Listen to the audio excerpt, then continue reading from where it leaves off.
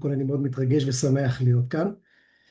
ההרצאה שלי דרך יונתן היא נולדה כי מצד אחד היא מדברת על הדרך של יונתן הבן שלי שהוא היה בן 18 כשנרצח ב7 לאוקטובר, ומצד שני אני בחרתי לקחת את זה ולתת כלים לאנשים ולתת לארגונים כלים דרך הסיפור של יונתן. כלומר דרך הסיפור של יונתן, סיפור החיים שלו כשהוא היה מדריך, על האהבה שלו לבעלי חיים, דרך כל הסיפור החיים שלו אנחנו מדברים על כלים ואיך אפשר לקחת אירוע שהוא מאוד מאוד טרגי ולהראות לאנשים שאפשר לצמוח ממנו.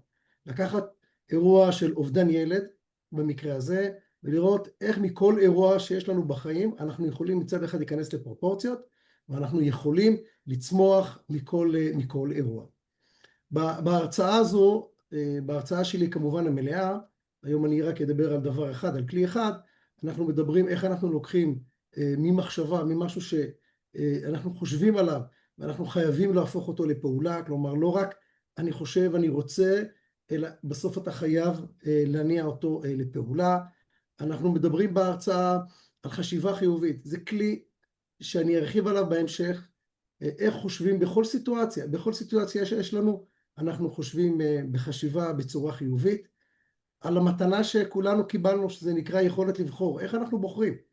אני ב7 לאוקטובר הבן שלי נרצח, ב8 לאוקטובר אני הייתי בחו"ל, חזרתי לארץ, ב8 לאוקטובר חזרתי לארץ, הדבר הראשון שעשיתי זה הייתי מג"ד באותה תקופה, והלכתי לגדוד שלי, לא הלכתי הביתה, והבחירה הזו הייתה בחירה מודעת, איך אני בוחר, ואני חושב שהיום זה כלי ומתנה לתת לאנשים שיש לנו יכולת לבחור, אנחנו יכולים לבחור איך אנחנו מתנהגים, כי אני יכלתי לבחור לשבת בבית ולבכות ולספר כמה קשה לי וכמה מר גורלי, מצד שני בכל סיטואציה אחרת כל אחד יכול לבחור, אני בחרתי במקרה הזה ללכת ולעשות טוב לעם ישראל ולמדינת ישראל.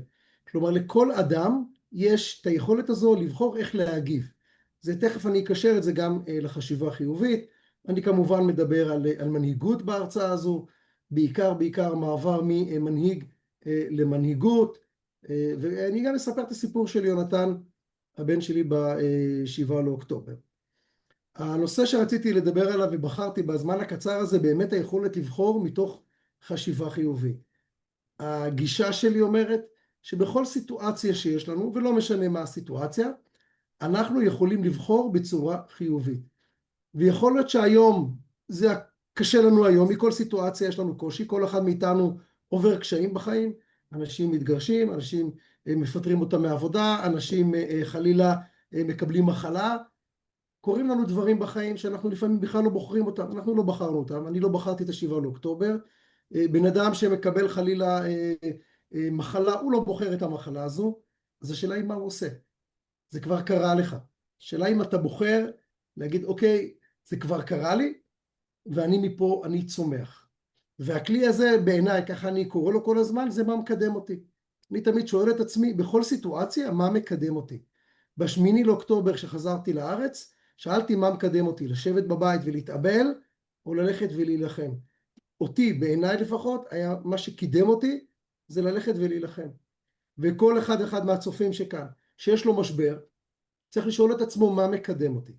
עכשיו אני לא מתעלם מהיכולת גם כמובן להתאבל, כי בסוף כל אחד ואחד מאיתנו רוצה גם להתאבל, אם זה על פרידה, אם זה על אובדן, אם זה על קורה לו משהו.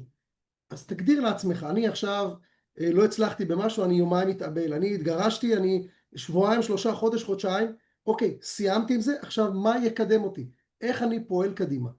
והחשיבה חיובית, שכל סיטואציה, ואני כל הזמן אומר לעצמי, לא משנה מה קורה, אני חושב בצורה חיובית, כי יכול להיות שהקשיים של היום, הם יכול להיות המתנות של העתיד, גם כשאתה לא בוחר. אני היום נמצא במצב שטוב לי בחיים, שיניתי את המסלול חיים שלי מאז ה7 לאוקטובר, אני לא בחרתי שהבן שלי ירצח, אבל once זה כבר קרה, אני בוחר אחרת, כלומר גם ממשבר, אני חי היום יותר טוב, ויכול להיות שכל אחד מאיתנו יש לו קשיים של היום, ובעוד 3, 4, 5 שנים פתאום הקושי שהיה לו הוא בכלל המתנה שלו, הוא מצא בן זוג אחר, הוא הרוויח בעסקה אחרת, הוא מצא מקום עבודה אחר, כל אחד ייקח את זה לאן שהוא רוצה. אז זה רק טעימה קטנה ממש ככה מההרצאה, וכמובן כל ההרצאה עוסקת בסיפור החיים של יונתן. זו לא הרצאה, נכון, אנשים כן בוכים, כי בכל זאת בסוף מדובר על ילד, זאת לא הרצאה של שכול, זאת הרצאה של איך צומחים, וכלים שאנחנו נותנים לאנשים לחיים, איך לחיות גם כשלא כל כך קל. תודה רבה. תודה רבה לניר. אנחנו נחזור אליך בשלב השאלות. באמת סיפור באמת מעצים, איך אפשר להתפתח גם למרות שבר כזה גדול. ואנחנו עוברים עכשיו להרצאה השלישית של יעל עיני. היא מפתחת הקונסטלציה הקרמטית ומסע ההיזכרות.